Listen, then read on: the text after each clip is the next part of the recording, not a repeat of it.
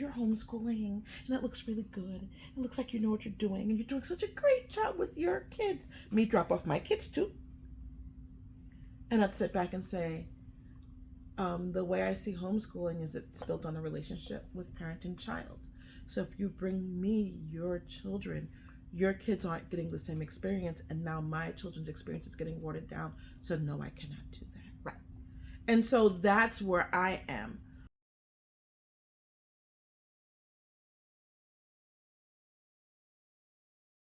All right, so we're doing a special segment for you today because this past weekend we went to a conference. A homeschool conference. Hybrid school conference. Yes. Hybrid school conference. So we went to the 2024 National Hybrid School Conference, which actually I've noticed on Facebook there are a number of national hybrid school conferences happening right now. And I think that's because hybrid schooling is this interesting new thing that nobody has quite fully defined yet. It kind of looks a little different. It's like an emerging technology, and it's not that new, it's but not. But then again, I'm not that new. This was the third annual hybrid school conference sponsored by Kennesaw State University. Right. And the Hybrid School Society? The National Hybrid Schools Project. Okie dokie. So the purpose is to bring all of the innovators in education together and talk about the state of alternative educational practices, because this is a really growing endeavor at the moment. I think it's really interesting because without us really being aware that this society existed, we had kind of decided to make up our minds. That's what we were doing. To partner with as many homeschool, hybrid school, micro school, pod school, whatever you want to call programs as possible. Right. Because there's no need to do this work in a vacuum. Absolutely. Right. It's better to talk to friends. It's better to, all be working toward the same goal, especially because there are so many different flavors of what's out there, especially right now, because this is such a growing thing. And so that's why I wanted to go to the conference. I wanted to sleep. Oh, out loud.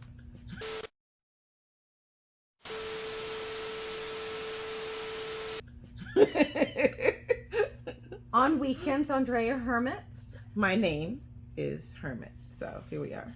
And I dragged her out of that practice and made her go to a conference with me. And here we are. My key focus, and there were a lot of different breakout sessions. It was just the one day, but you had a ton of options of different things that you could go talk about. One of the key issues facing different types of schooling alternatives is dealing with regulatory agencies, be that your local fire marshal or building code, whatever that is. The local government entities have trouble classifying what we're doing. So there were tons of different breakout sessions on all kinds of different topics. Some were specifically about addressing challenges that are kind of unique to the sector, largely because there's not a real good, clear definition, because everybody's doing something a little bit different. And so this kind of hybrid school umbrella term is really being used as a catch-all for so many different types of educational opportunities. Right, it really is. And because it is all hybrid. Right. Duh. I mean, that is the nature of the word hybrid. It means that you're mixing multiple things together, and it doesn't necessarily define what those multiple things are. So some of those breakout sessions dealt with problems that hybrid schools deal with uniquely, like trying to get a local government entity to define what they are so that you can have a building and operate your business. Some places want to treat them like childcare. Some places want to treat them like tutoring centers. Some places they don't know what to do with them. And so they don't really know how to classify the buildings that these things are operating out of in some places. Fortunately, we went to a city person who knew. We did. We were able to work through things. But I mean, we did experience some interesting, when weird looking and like, okay, so what exactly is it that you're doing here? Even kind of walking through the insurance process, we kind of had to, because there are no definitions for what's happening in this disruptive sector. There will be. And that was part of the conference was, how do we create definitions? How much do we want to create definitions? Because then that introduces new rounds of government regulation. Homeschooling is supposed to be as diverse as the practitioners of homeschooling. Right. And so if we're running around right now trying to categorize everything, then we lose some of that magic. Flexibility and the customization, which is kind of the point of the alternative educational movement. So clearly some of the things grated with me. They did. Yeah. Go ahead, So, vent away. I don't know where to start. I'm wondering if you wrote down the same things that I did. Probably not. There were people talking about what we do. I didn't know what they were talking about. Okay. Like, first dude is giving us a timeline of homeschooling, and I'm sitting there going, that's not right. You heard me go, Like, oh, and hybrid schools have only been around 10 years, and I'm like, my kids who graduated from hybrid school 10 years ago? Like, the phrase may have been coined about 10 years ago. this was always but hybrid that school. doesn't, but that, yeah, that's, so the term itself is applying to things that have been I think around we called for a it long time. homes. Well, my husband called It was it. a co-op. It was not a co-op. It was the purest definition of a hybrid school as possible, because it's kids who go to a homeschool school, as I called it, 2 days a week. My husband would tell people, my children go to an exclusive private school that meets twice a week. Because he didn't want to have to explain the whole homeschooling thing. But it was a homeschool school, which is a hybrid school. We just didn't have a word for it at the time. But like, he was just going through the history of homeschooling itself to what we have now, and his timeline was just, I was like, why is he talking? He doesn't know. And so I think that's my whole problem. Got it. Because I'm not as OG as it gets. There are people who are in homeschooling 20 years before me. Now, he said homeschooling didn't exist 30 years ago. Not true. Homeschooling existed in the 80s. People went to jail for it, but it existed, right? And so I was like, why is not the smartest person in the room talking? Why am I sitting here and everything you're saying is incorrect? So I think some of it is that when you're dealing with academia, the shiny and the new, but it seems shiny and the phrase is new, so everything must be new about it. And so okay.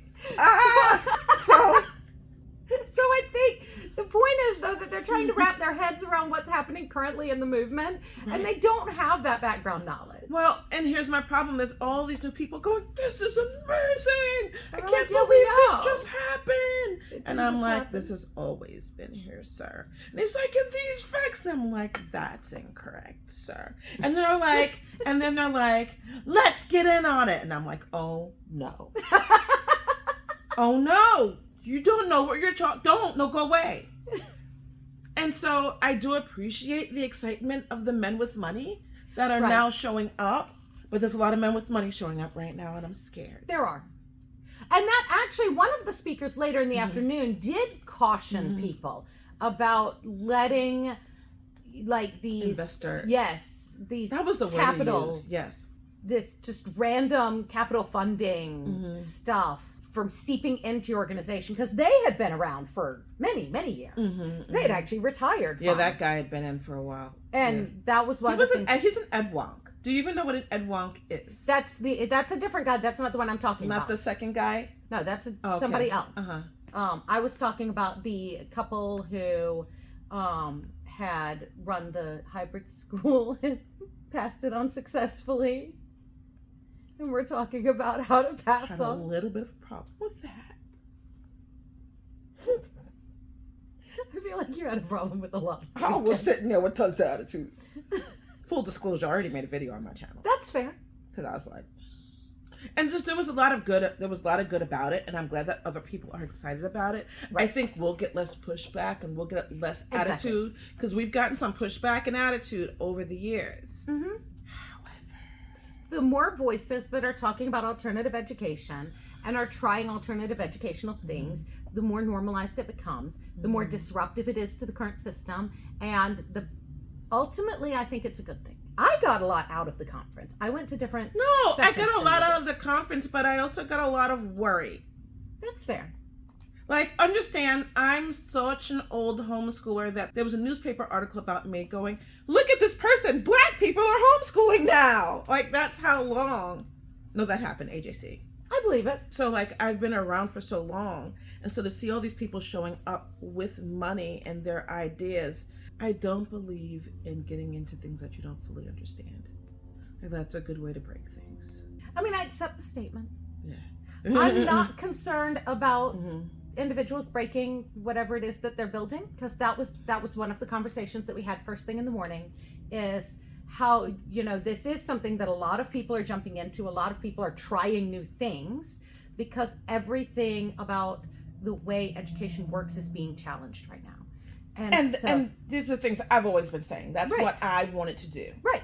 Right. No, this is why we're here. I find out that there were 300 other people who think and the same way I think. And a whole society of people. And there are people doing research on it, which is something that has been hard to come because by. We've only had NHERI doing the research, and they're a very homeschool But it's also biased. It's been very limited what information they can get. Yeah. And so that to me was they were just surveying homeschoolers, and that's not the correct way to Well, but then also, how do you identify the homeschoolers? And that was a whole data set thing that we got into. I'm going to let you try to focus this a little bit, because my brain is like...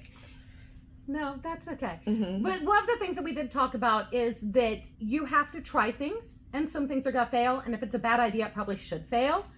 I heard that too. And, so let people try it, because we're all going to learn more from what people are doing and the things that aren't working, as much as we learn from the things that are working. So I did like that message. But I saw a lot of failures. Oh, gosh, I hate being this person. I saw a lot of failures waiting to happen. I saw a clear theme.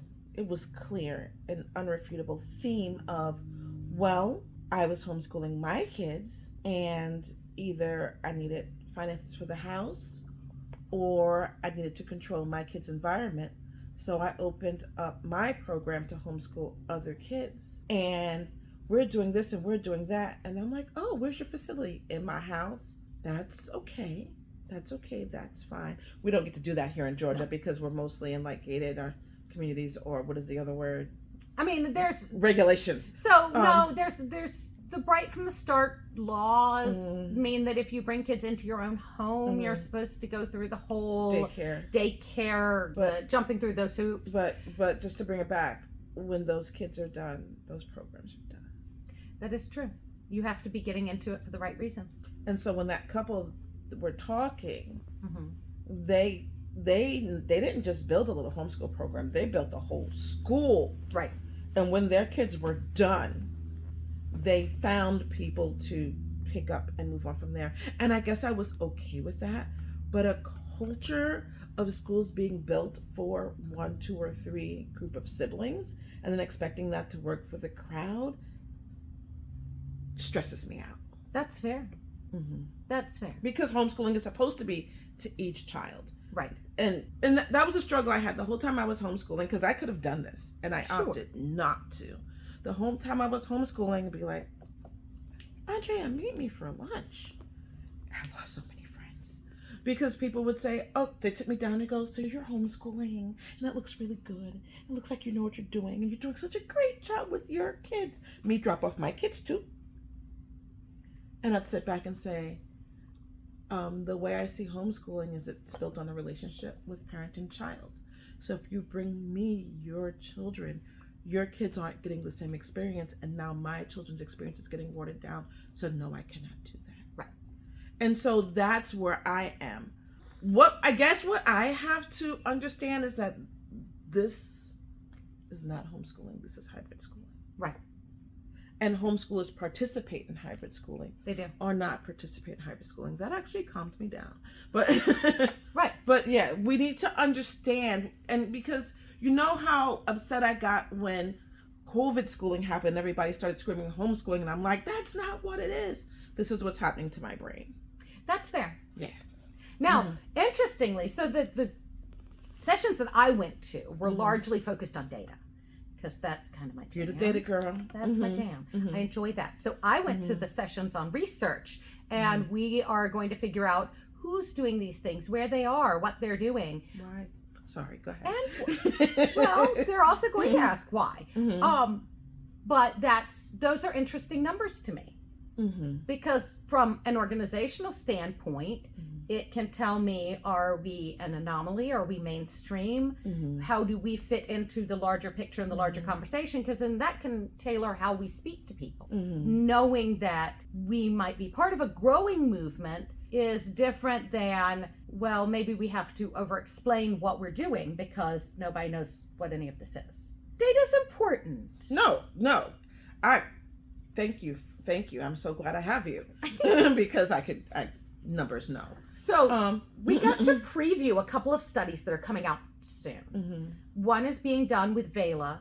VELA's a wonderful funding organization for permissionless education. So if you have a not-for-profit or for-profit that somehow works in the permissionless education sector, this is not a plug. But check them out. Because they do have a grant-making arm, and I think today's the deadline. Very actively.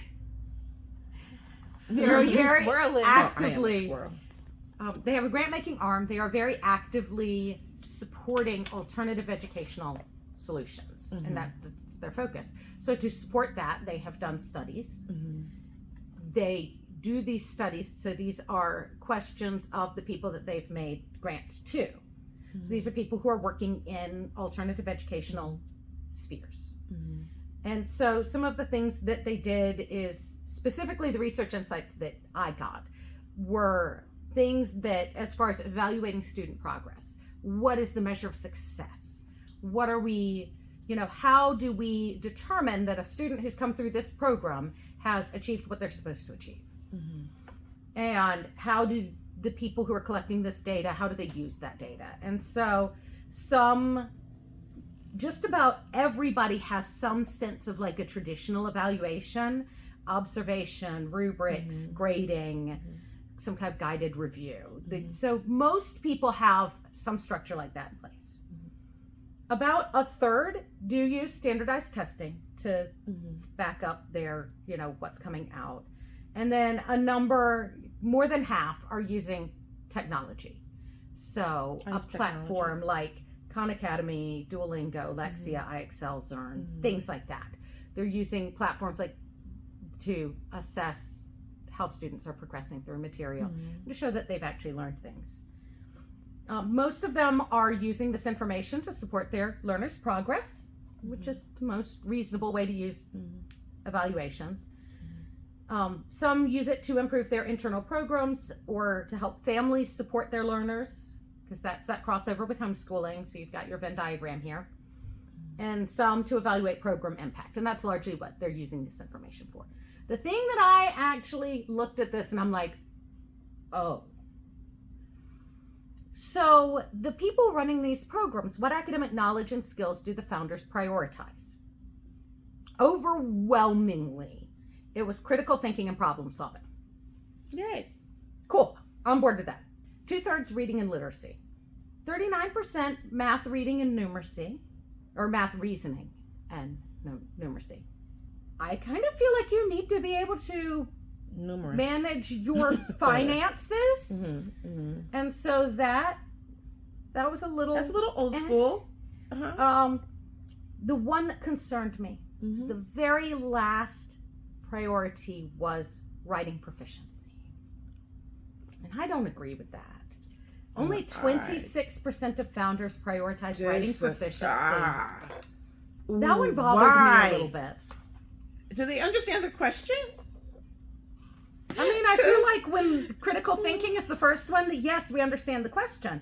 But a lot of people don't think that writing proficiency is necessary to be a successful adult. That bothered me a little bit. To be a successful adult.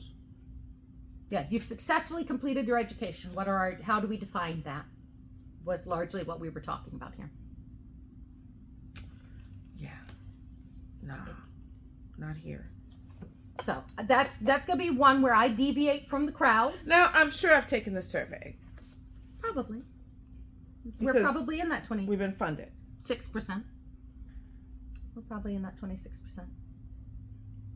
And I know this is my highest. I know I agree that critical thinking and problem solving are high.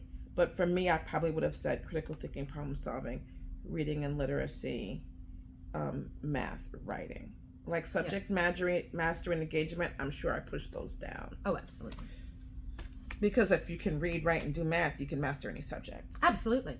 That's how you go about learning new things. Right. And here's the thing, and I guess, so the reading and the literacy is super high. So we are leaning into being able to go get more knowledge and you know learn new things because that's your critical thinking and your reading that covers it. Well, not only how do you show it, because I mean, who do you have to prove it to, but how do you communicate with other human beings? That to me is what the writing proficiency, it's the only one on there that dealt with communicating with other human beings. And so to me, education is never in isolation. I mean, life is not in isolation. Even if you're using technology to communicate, when I'm perusing the internet and communicating with people, if someone says something that they feel very strong about and I glance it and it is not grammatically correct, nothing they say matters to me.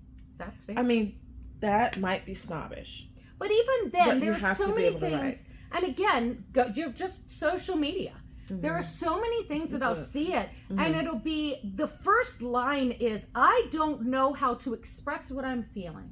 And then there's 10 paragraphs of somebody trying to explain what they're thinking. And so they're seeking help with something. They're trying to get an answer to something. To me, that's where your writing proficiency comes in. I mean, I don't know that proficiency means that you're writing on a college level, but so much of our communication is written. That you're grammatically correct and you can get to the point before people fall asleep. Right. Well, you can communicate effectively. At the end of the day, that means you can communicate effectively. So that was the one point I looked at. I was like, I didn't get a chance to ask about it, though I don't know that there would have been any feedback they could have given because the data is what the data is. So, you know, just know that I don't endorse that, but that is what the data says. So what did I like? I liked they were talking about hybrid homeschool programs turning into multi-generational businesses. I am aware of a couple. When you're dealing with multi-generational, you tend to keep the mission and value statement for the most point. And so the program my kids graduated from years ago has moved some of their regulations, but their mission and vision are still pretty solid to what they were. They talked a little bit about programs closing and entrepreneurial failure and maybe some need to fail so that the strong ones can break through.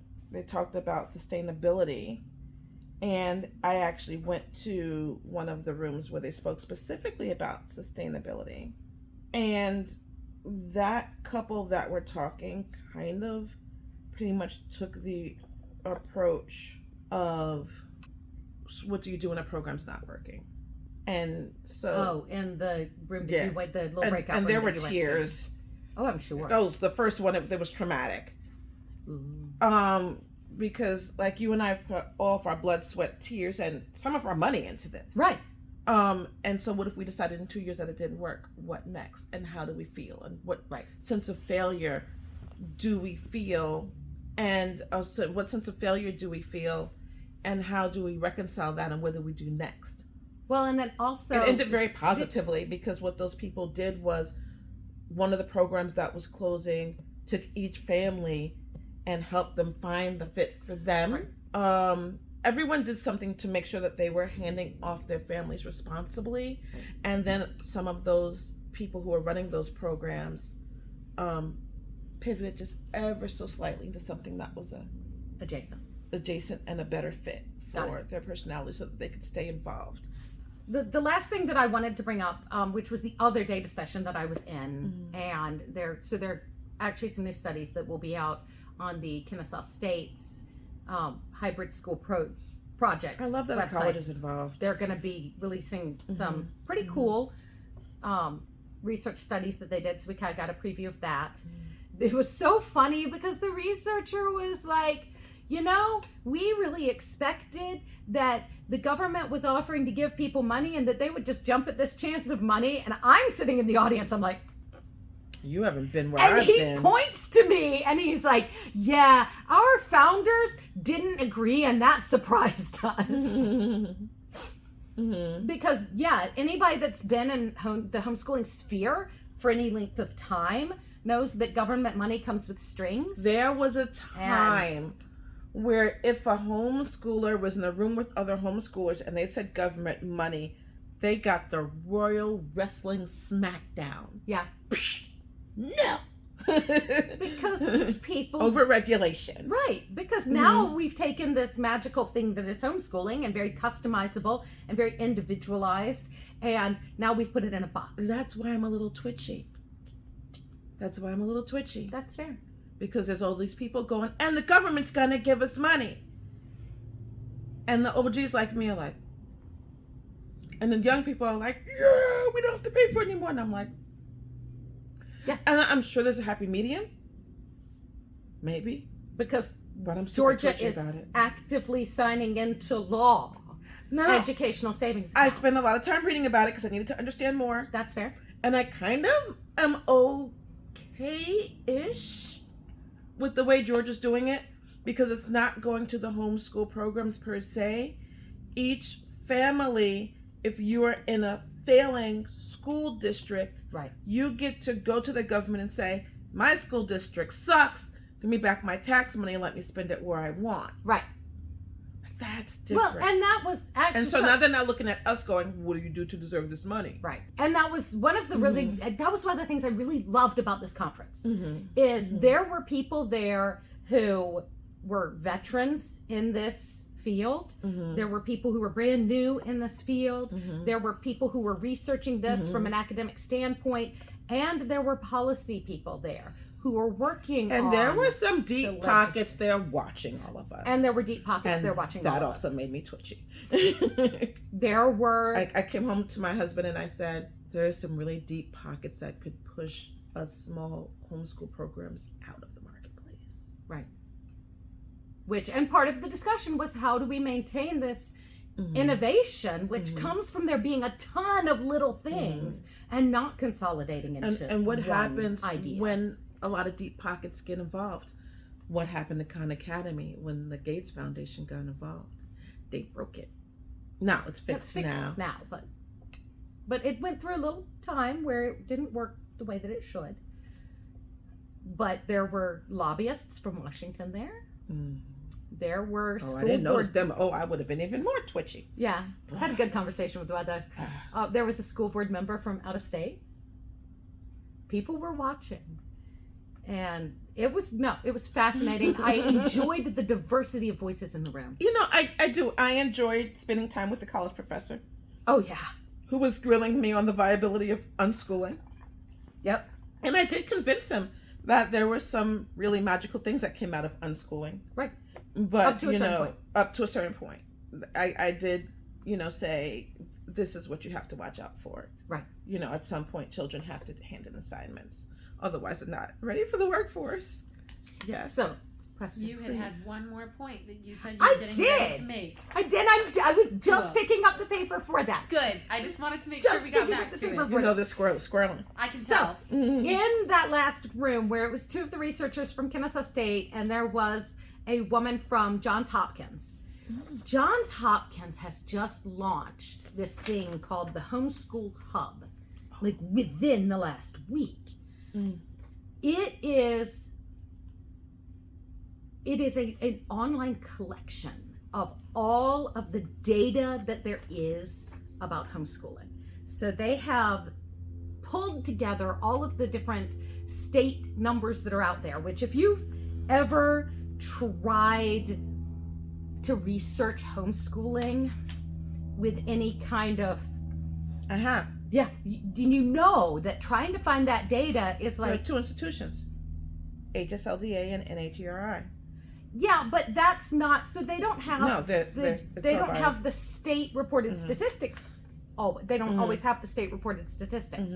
So you don't necessarily see how many people are homeschooling, what ages those kids are, things like that. There are some states that actually disaggregate the data, and so you can see it all the way down to...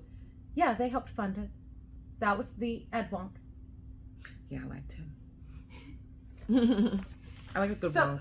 policy wonks are people who get like their entire existence as policy, and there were those there. EdWonks are amazing. I've been following EdWonks for 15 years. Just people who write and think and talk about education nonstop. Yep. Yeah. And there were those people there. So, and there's a education policy think tank called EdChoice, and that's part of who's funding this research gathering. So they've pulled together all of the numbers reported by the states. Some states you can drill down to the actual school district. Now, I read his blog.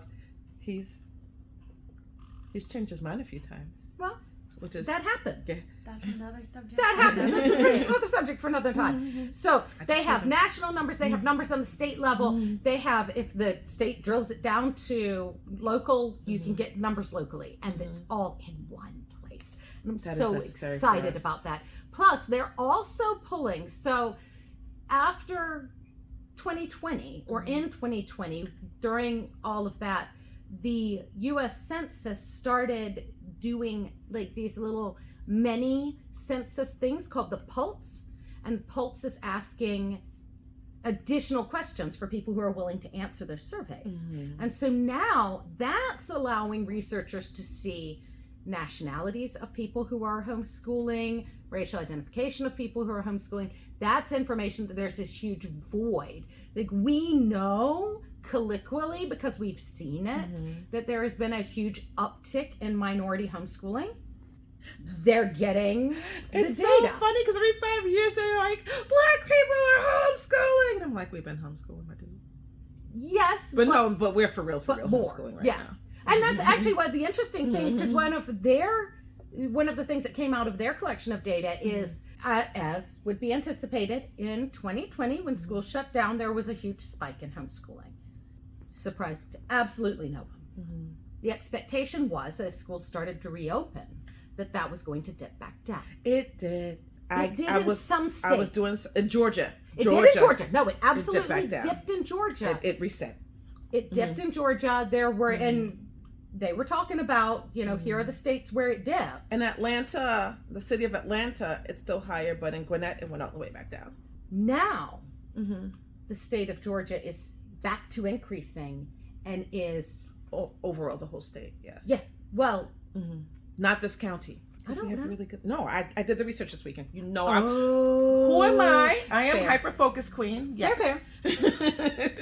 So, well, and also we went and looked at the educational savings accounts, because you have to be in the bottom 25% to access that money, and there's not a single high school in Gwinnett that fits that definition, except for the alternative school. That's the only high school. And, I mean, at that point, school is not its own school, so right, you're not in the zone. So yeah, it was a great conference. We're excited for next year. We're definitely going back. I'm excited for next year. I guess I'm going back.